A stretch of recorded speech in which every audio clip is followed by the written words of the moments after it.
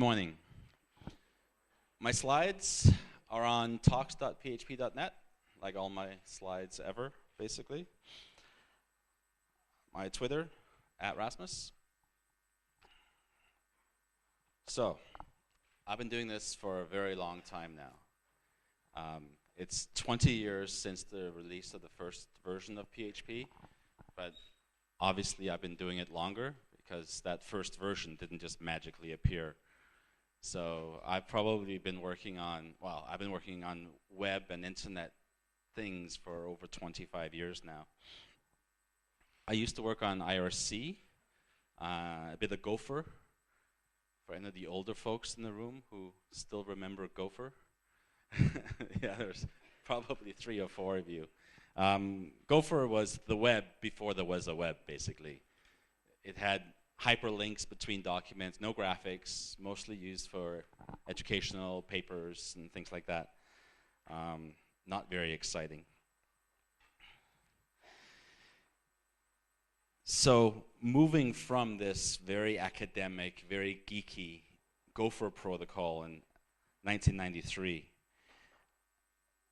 there was a browser that came out, Mosaic, in the fall of 1993, that suddenly changed everything. There was no way that I would be able to convince my parents to use Gopher for anything. But as soon as I saw Mosaic, which was the first graphical browser, we could see photos and text nicely laid out, you could tell that that was going to change the world. My parents live in Canada, but we're from Denmark. And my mother would have her brother send a big package of newspapers from Denmark to Canada about once a month. And she would catch up on Danish news by reading old Danish newspapers that her brother would send to her. And I remember coming home for Christmas in 1993 and telling her, in about a year, you're going to have a computer in your room and you're going to be able to read the Danish news every morning on your computer. And she thought I was crazy. There's no way she would ever do that. I mean, why would she need a computer? And that whole thing just wouldn't work. It took a little longer than a year before I was able to convince her that she needed a computer and that she could read the news. But now, 20-some years later, that's all she does. She has a tablet, she has everything, and she's really up to date on everything that goes on in Denmark now. But even back in 1993, at least to me, it was obvious that this was going to change the world. However, the tools to change this world were terrible. I was writing web applications that looked like this. And I don't expect you to read this code, but basically it's a CGI program written in C with HTML embedded into the C program. So if I just wanted to change the color of something, I would have to recompile, get my C compiler out, recompile, and then redeploy to the web server. And it was absolutely a terrible experience for the developer and for the end users because it was a hassle to make the content look nice, for dynamic content at least. In 1993, there was not a lot of dynamic content, actually. It was very much like a newspaper. Every website would be static, and you would go to it, you'd read it, and might come back a few days later to see if there's something new on that site. Very, very static content. So dynamic content was quite new and interesting. And that's what I was interested in. I was interested in making the web much more dynamic. But this writing stuff in C and writing CGI programs like this just didn't work. A lot of people back then switched to using Perl and the Perl module called CGI PM. And this same program that I wrote in C before, in Perl, now looked like this. I still didn't like it. I didn't like the fact that I was programming my HTML. I figured very soon that the roles between the content people and the back-end people would be split. I was very much a back-end person, playing with the where the content comes from and how to quickly get that content. I wasn't a writer. I wasn't very good at drawing things and making things look nice on the page. I needed other people to help me do that. But this tool, this way of solving the dynamic web, didn't allow that separation. You had to be a Perl programmer in order to figure out how to put an H1 tag on your page. So obviously I needed templating. I wanted something that looked more like this, right? I wanted to be able to have my HTML look like HTML and then present the designer, the web developer, with a set of magical extra tags that could do special things. So some of the special things that I added was an automatic way to handle forms. An early name for PHP was PHP FI, and the FI stood for Form Interpreter. So in this case, the magic in behind the scenes would take that form that had name and age fields, and it would create $name and $age once you posted this document. And that was an extremely magical thing that people loved. They loved the fact that they could just put in form fields and then have these magical variables show up in the subsequent documents. Of course, for those of you who know PHP, this is register globals, which a lot of people learn to hate later on. But without this concept, there would be no PHP. This is what drew everybody in back in the early, mid-90s, that it was just so easy. And if you understand a little bit about how the web evolved, it wasn't a bunch of geeks that created the web initially. Well, the base parts of the web, all the content that was added to the web was created by non-programmers. And even the early dynamic websites were all created by non-programmers. The web was not cool in 1994. Serious developers looked at it as a fad, a toy. It's not interesting. This was not serious programming. So what happened was that when companies started to look at how to approach the web, a company would say, hey, this web thing looks interesting. There's a lot of interest in it. What could we do? And the first thing most companies did was say, well, let's take our product documentation and put it online on our website.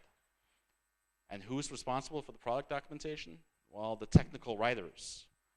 So they told the technical writers, please put all the documentation you've written online.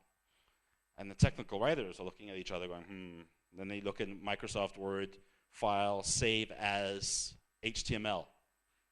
Bonus, we're done, right? We just saved everything, converted it to HTML, FTP it over to the web server, problem solved. And management says, ooh, you guys are awesome. You're web experts. So now the technical writers became the web team. 6 months later, management says, let's put our product inventory database online so people can see if these things are available or if there's inventory. And hey, by the way, let's also add a way to buy products from our site. Web team, go do it. And this poor web team, who are technical writers, they open up their Microsoft Word file, save as database-driven shopping site.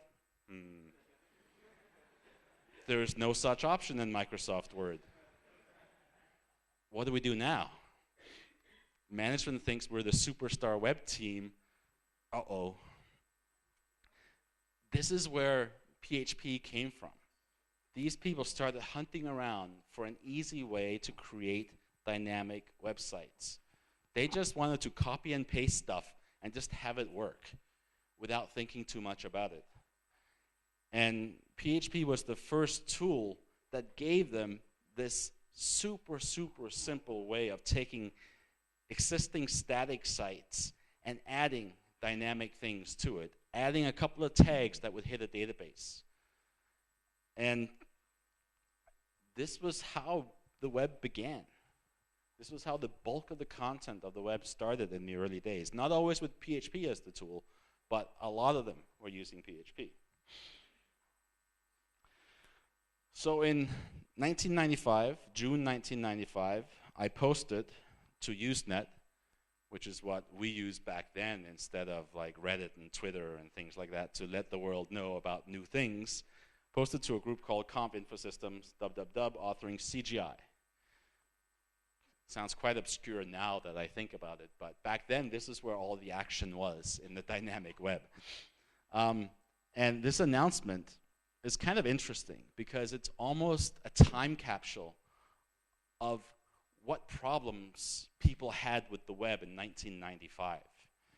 And I didn't present PHP as a dynamic web language. I presented it as a tool that could solve a whole list of problems that people might have. So a lot of it was about logging, figuring out who's actually accessing your site. And the real dynamic parts of PHP is kind of hidden in there. So there's a piece of it here, easily create and display forms, and the ability to use the form information following documents. So that was the announcement of the PHP tools, personal homepage tools in 1995. What I was actually doing, what I thought I was doing, was creating a C API for the web. I didn't think anybody would write any serious applications in an untyped template language. The template language was just the front end to the real application, which would be written in C or C++ behind the scenes. So I had this stack-driven API that looked like this. So if I wanted to add a tag to the templating side called cos for cosine, the C code was very, very simple.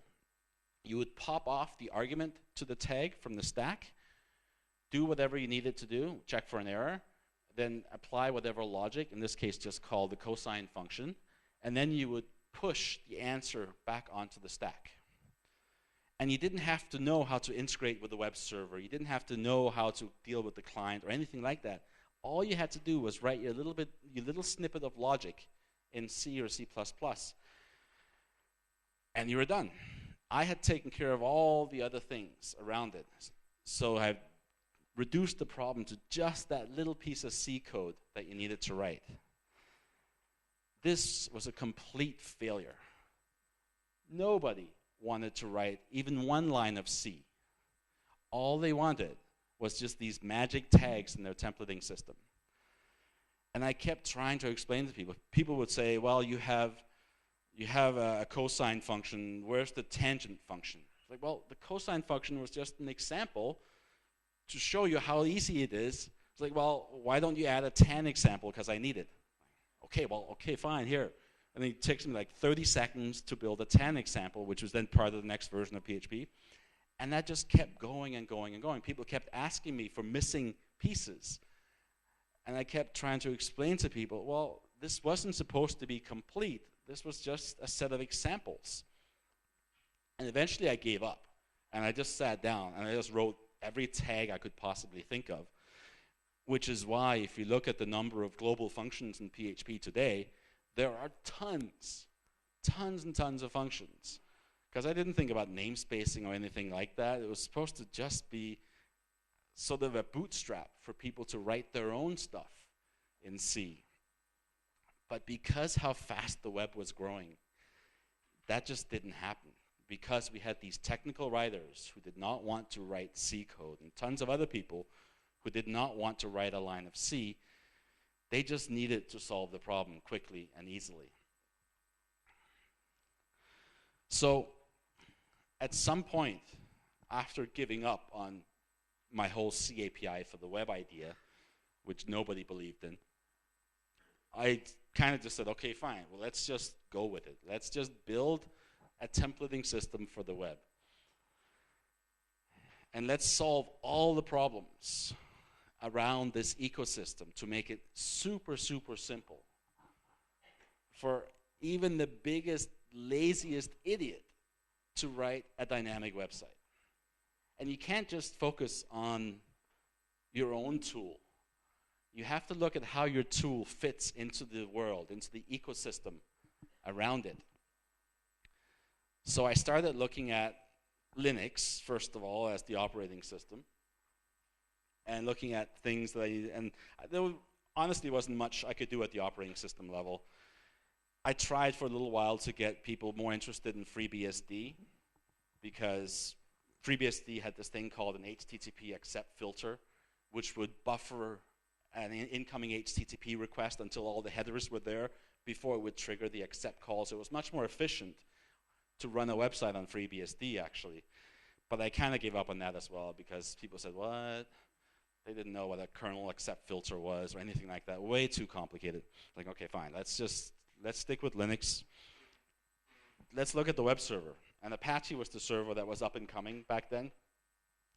Okay, let's write a module for Apache so that we can just plug PHP directly into Apache without having to have the overhead of a fork and an exec of a separate process, like you had to do with CGI, Perl CGIs, for example.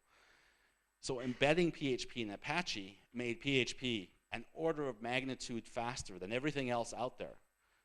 PHP itself was pretty slow, but the fact that everything else needed to fork and exec a process, by the time something like Perl even started executing, PHP was done, because that fork and exec was just so much overhead on the server. So embedding PHP into Apache was a nice big step into building an efficient solution. Then I started looking at databases, because you needed a database backend. And this was before MySQL existed. There was a database out of Australia called MiniSQL, or MSQL. And I looked at it and go, hey, that's cool. But often these idiot developers that I'm catering to, they would do a select star from table without really realizing that might have 100,000 rows. This is coming over a pretty slow network connection usually, so you're sitting there waiting a good 3, 4, 5 seconds for 100,000 rows, even though you're only going to display one. This is not smart. And MiniSQL didn't have cursors. I didn't even know what a cursor was back then. I just looked at the system going, well, this sucks. How do we, if I know I'm only going to use 1 row or 10 rows, let's just tell the database that. And I'm looking at it, there's no way to do that. So I added the limit clause. So I hacked the limit clause into my MiniSQL, so you can just do select star from table, limit 10. And you would only get the first 10. And we'll work with an order by, so if you ordered it correctly, you just get the first 10 by order. And cool. That now sped up most people's web applications, because they could then short circuit that logic in the database server. When MySQL came along about a year and a half later, they basically cloned the MiniSQL API, which was nice for me because I could just do a search and replace in PHP for MSQL to MySQL in all the function calls, and suddenly I have MySQL support. Awesome. But they also cloned the limit clause that I had come up with, which was even cooler because I had that all over the PHP documentation. And since then, I've seen the limit clause sneak into Postgres and to other databases even. I think Sybase now has a plugin or something. So this limit clause that I sat there and hacked together in about 2 hours, now 25 years later, is sort of invading the database world, which I think is kind of cool. Much cooler than the PHP part.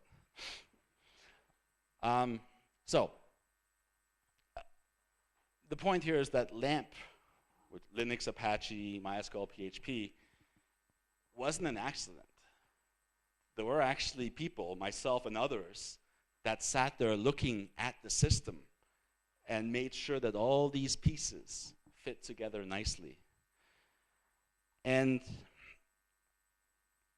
PHP takes a lot of criticism, has taken a lot of criticism over the years. Much of it is deserved. It is not a very well-designed language, but it's an extremely well-designed ecosystem, I think at least, or at least it's a very effective ecosystem, which I think is extremely hard to argue with if you look at the numbers out there. Everybody uses PHP because it was the first ecosystem that actually worked. There are tons and tons of languages in the world. Every master's or PhD computer science student in the world has written a language. Sometimes 2 or 3 languages. There are literally tens of thousands of languages out there. But there are really only 2 kinds. There are the languages that nobody uses, and there are the languages that people complain about.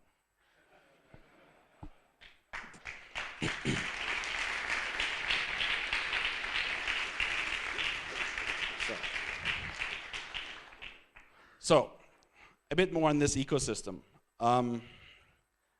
In order for an ecosystem to work, it has to be fast, it has to be robust, and these days it has to be extremely secure as well. In the early days of the web, we didn't worry that much about security. First of all, there was no JavaScript, so there was no cross-site scripting, cross-site request forgeries. SQL injection would have worked way back then, but nobody had thought about it, I don't think. So there was a lot less focus on security in the early days. Robustness was always an interesting topic for me because I'm a terrible programmer. I make tons of mistakes when I'm programming. I needed an architecture that would not fall over on the first mistake that it hit.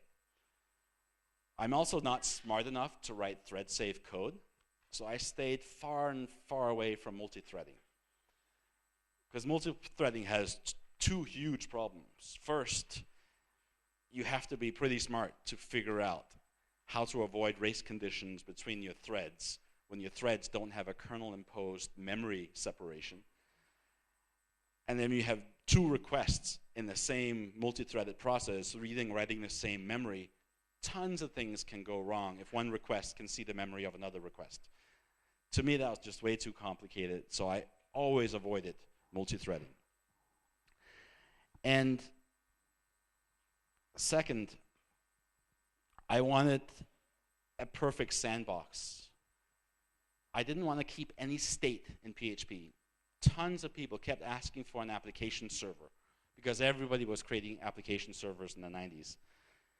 I did not want to maintain any state. Anything that gets created during a web request, I wanted to tear down at the end. And a big reason for that was I didn't want to be the bottleneck. If you were going to scale a PHP site, just add more servers. Scale it horizontally, because PHP itself maintains no state at all. Anything that maintains state is a bottleneck that you yourself have added to the system. And go talk to your database vendor, go talk to Oracle, go talk to MySQL, go talk to Postgres about how to scale your database backend. Not my problem. Also, ISPs. Everybody was using a shared hosting ISP back then, and adding things like memory limits, CPU limits, made it a lot more feasible for an ISP to offer PHP to their users. Also the fact that PHP only hooked into the content generation phase of the Apache request set of hooks. Mod Perl came out like 3 years after PHP, I think, 3 or 4 years. But it was super, super powerful, which is good for a Perl hacker. But an ISP could not expose Mod Perl to their customers because Mod Perl could hook into every stage of the Apache request hook structure. And that included the initial, here comes the request, routed to a file. So you could not put Mod Perl in a shared server because every user could take everybody else's requests and do fancy things with them. So an ISP just said, mod Perl, if you want it, you have to pay us a lot more money because we have to build you a special server just for you. Whereas on this server over here, we can put 10,000 PHP users versus one Perl user. So strategically, Perl really shot themselves in the foot by building this super powerful, super flexible mod Perl. It was awesome, but ISPs couldn't offer it, and they couldn't offer it cheaply. So it never took off. And there are many things along the way, sort of in the lifetime of PHP, that happened like that, where it was just simpler and easier for both clients and ISPs to offer and use PHP. Another big part was scale. We talked about scaling horizontally to go up, up, up. What we geeks are really bad at is scaling down. We always love to make things bigger, faster, stronger. But we rarely think about the other end of the scale. What does the weekend warrior, who knows nothing about computers at all, can barely turn on their computer, how do we scale our tools down so they're accessible to the beginner parts of the market? And in the PHP sense, things like register globals and documentation, lots of documentation, was a big focus on scaling the PHP down to the low end so that you gave people an easy ramp up. And a lot of these new users then became startups and became big projects later on, right? So catching the early users. I remember working at IBM in 1999 and working on a project called WebSphere. And if any of you know WebSphere, it was a super complicated web application server, all Java stuff, and oh my goodness, was it difficult to get anything going in that. Trying to build a Hello World application in WebSphere, I think it took me 2.5 weeks with documentation, like a whole stack of documentation, and launching my first WebSphere Hello World program, which was ridiculous. And I was fighting with the folks at IBM saying, this doesn't work, this is crazy. You have maybe 10 customers in the world who can make use of this. Meanwhile, my hobby project here is going to eat you alive. They didn't listen, so I quit, obviously. But it was a very interesting contrast, because Hello World in PHP, you open up your text editor, you write Hello World, save.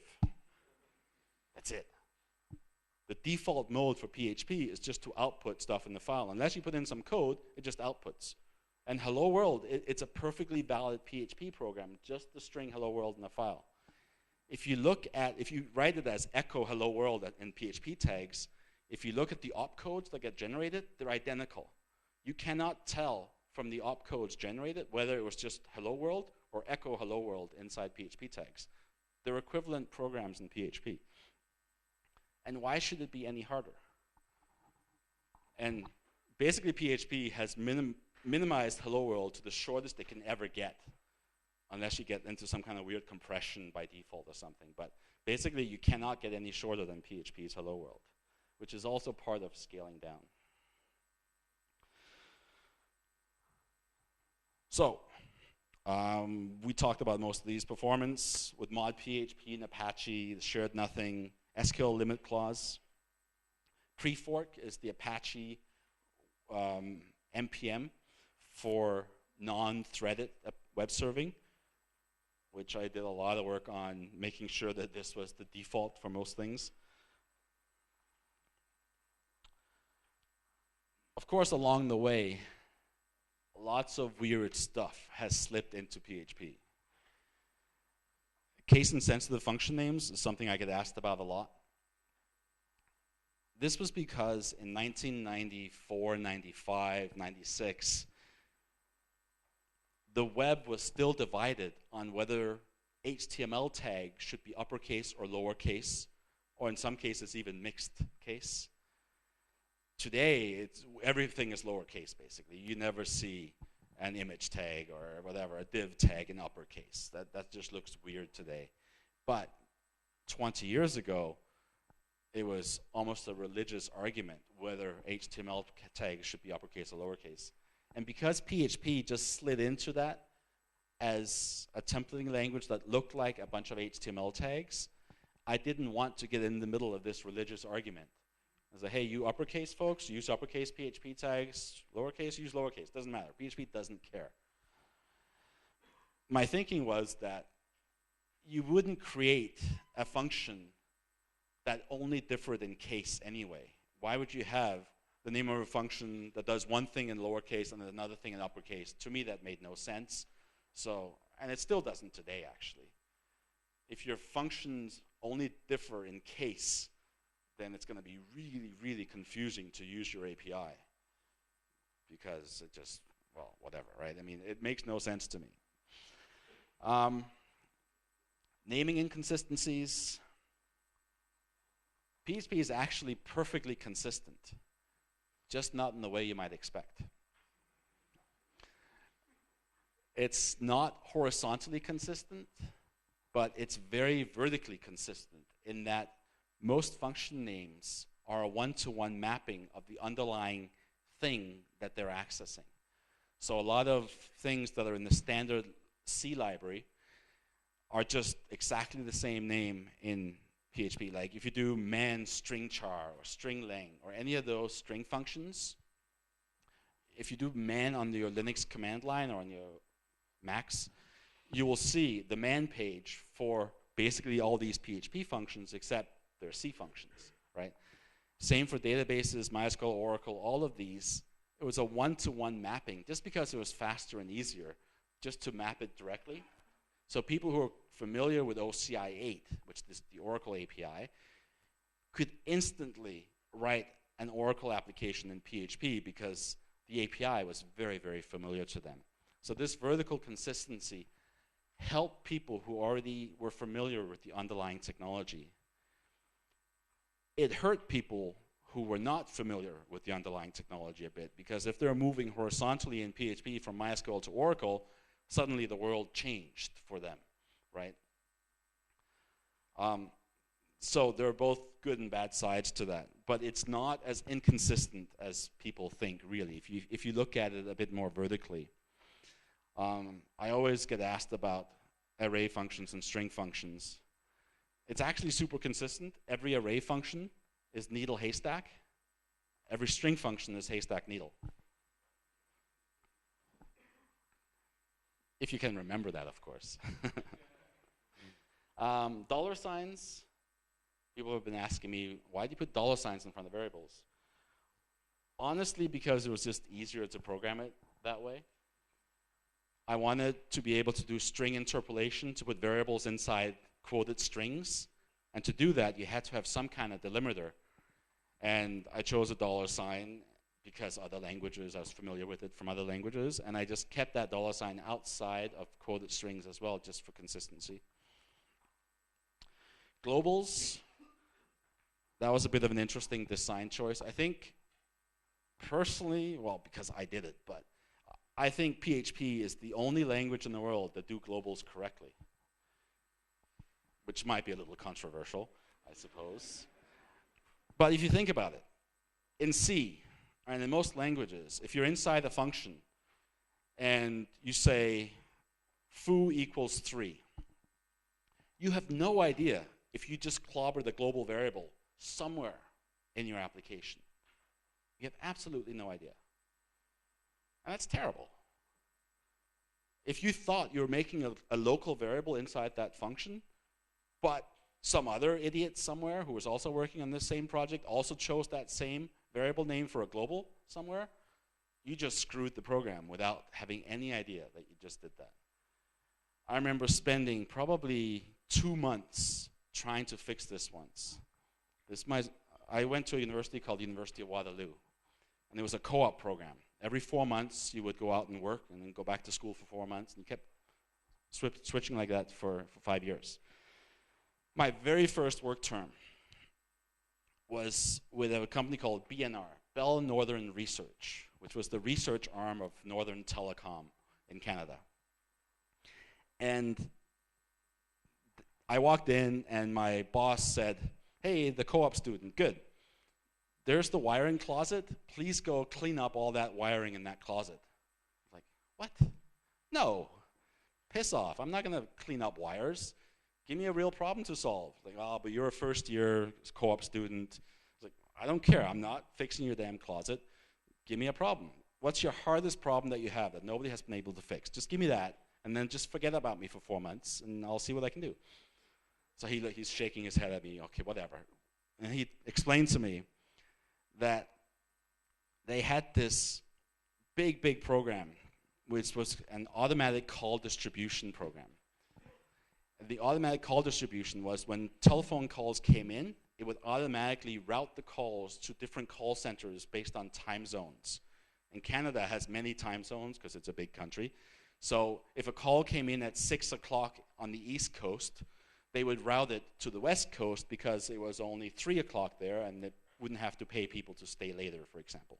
So there's this whole thing, and there were call queues and everything. But every now and then, once every 3 weeks or so, Air Canada, their biggest customer, their whole system would just crash and would empty all the queues and everybody's calls sitting there waiting on hold. Poof, they would drop. That sucks. But they said, we haven't been able to find it. See if you can figure it out. So I printed out all the source code. And this was back in the dot matrix printer age with, you know, with the holes in the sides of the paper, right? And I printed out streams and streams and streams of these. And I hung it up on the walls in the hallways. And when people left at about 6 p.m., I would also put it on the floors in the hallways. And I would have 4 different colored magic marker things or highlighters. And I would crawl around and I would highlight things and I would debug. Very, very manual debugging. I didn't have a lot of tools back then, but I was just reading and reading code. And after about 2 months, a little over 2 months, I found the problem, which was exactly that. It was a global variable over here in the code that was being overwritten by something over here in the code, in a local function. Completely unintentional. They had no idea that this, what the programmer thought was a local variable, just clobber the global variable over here. And it was only in very specific race condition-like circumstances that this problem would actually surface. So it was very, very rare. But if the right conditions were there, poof, the whole system would crash. When I did this PHP stuff, when I started thinking about variable scope, I remember my 2-month nightmare of trying to fix this. And I go, never, never do I want to chase this kind of stuff in PHP. If you're going to use a global variable in a function in PHP, you have to declare it. You have to say global foo. I know I'm overriding a global foo in this function. And if you don't do that, it's automatically local. And I think PHP is the only language that does it that way. And maybe I've convinced you that that's the right way of doing it. I don't know.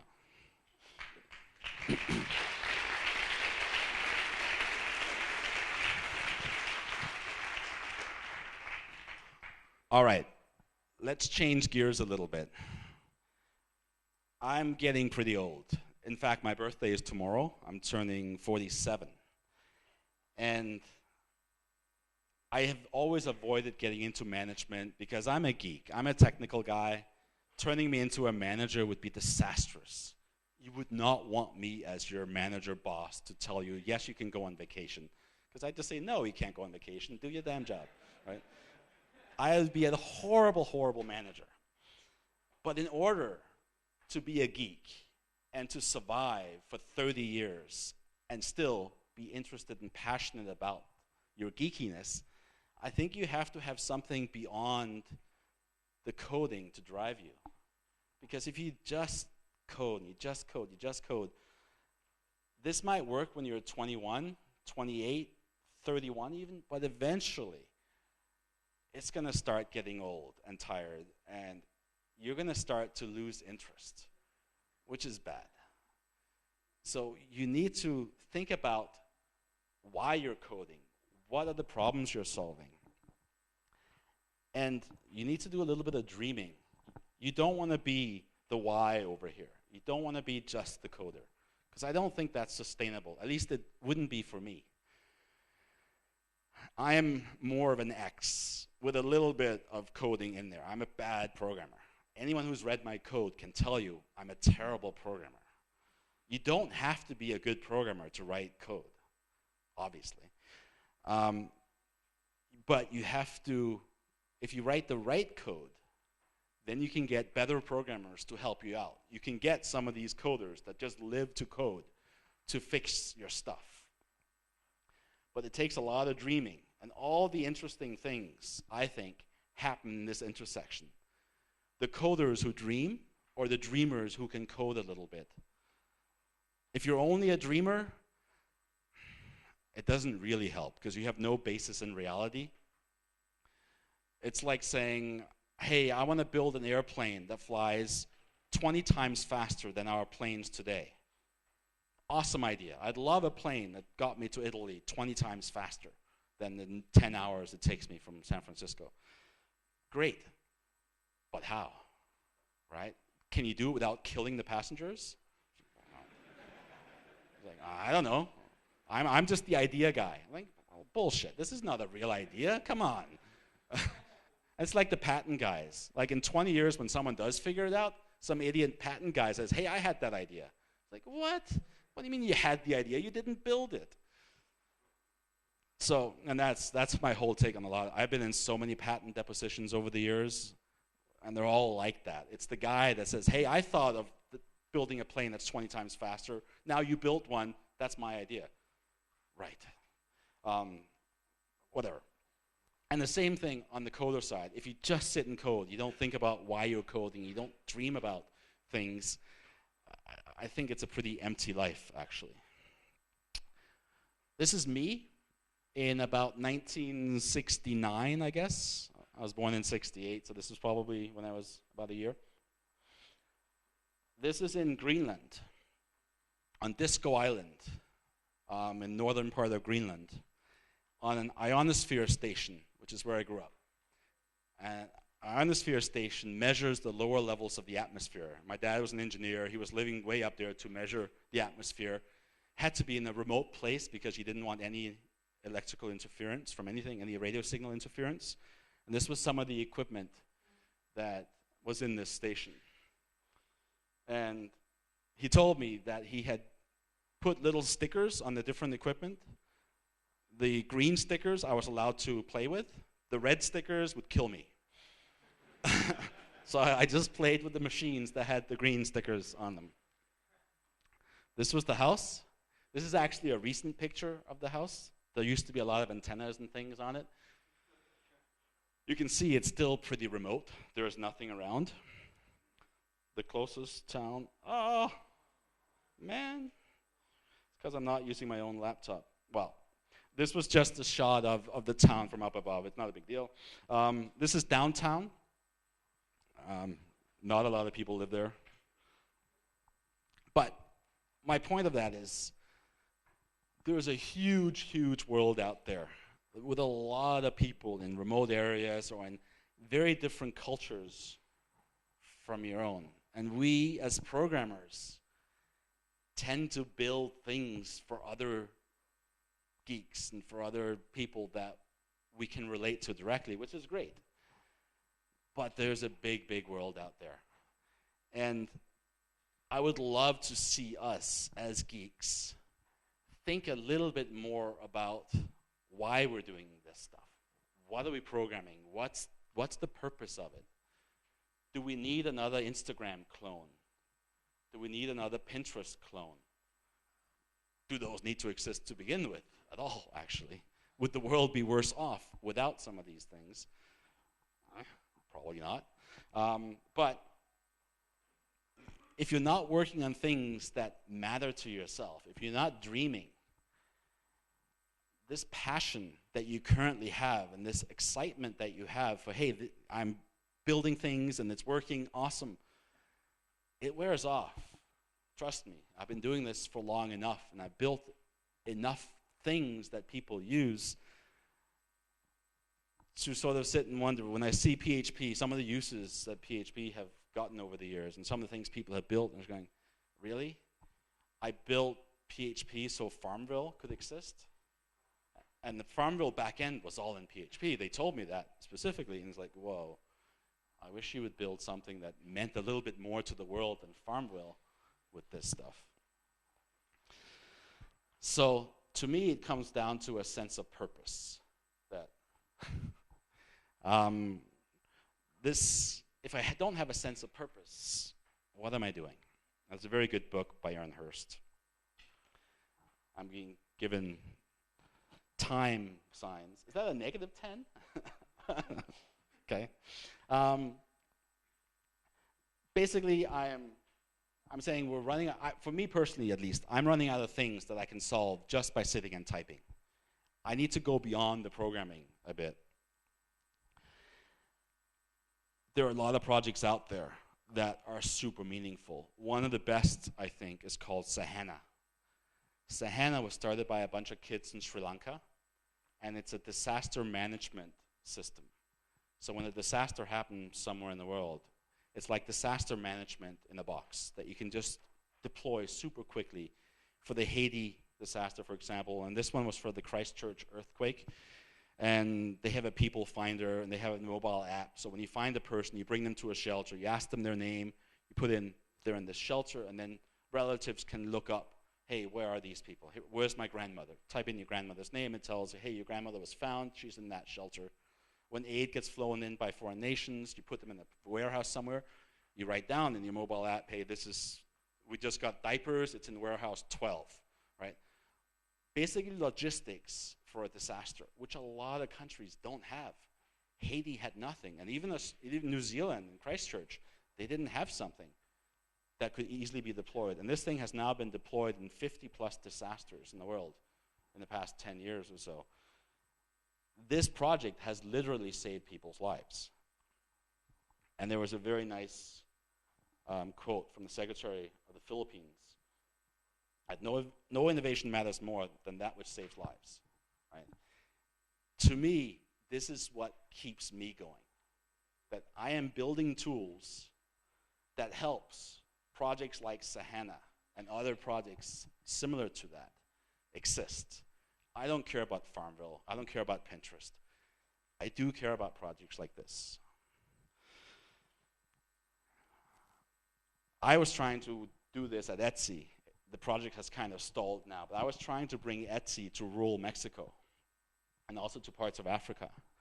In rural Mexico, there are amazing artists. And these artists are getting screwed over by middlemen that buy their pottery for $1 and then sell it at Mexican art stores in Texas for $400, right? They take all the profit, basically. If we could bring Etsy to rural Mexico, and if this artist could sell his pottery for $200, Etsy would still take our 3.5%, but that's only 3.5% of the $200. Now, instead of getting $1, he now gets $194 for his pottery. Could completely change the economy of rural Mexico. Now, logistics is hard. Shipping, payments, and everything like that are very, very hard problems. I'm hoping Facebook and Google, with their Internet Everywhere projects, can bring the internet to these parts of the country. But I also need some help from shipping companies. I need some help from banks. But eventually, I'm hoping that the infrastructure will be such that we can bring the internet to the parts of the world that really, really could use it. I don't care about people in Milan being able to sell their pottery over on Etsy. Well, it's great for Etsy, but you don't need my help in Milan. In rural Mexico, you really, really need something like Etsy. Maybe not Etsy, maybe another project, but something that gives you access to this global marketplace for your products that you have. You have the product that people want, but you have no way of getting to them, even though this whole internet exists for the rest of the world. We need to be more inclusive and start thinking more about the people we can really help with all this technology we've built. But I'm apparently way over time, so Thank you very much. Do I have time for a couple of questions? Okay, let's take a couple of questions.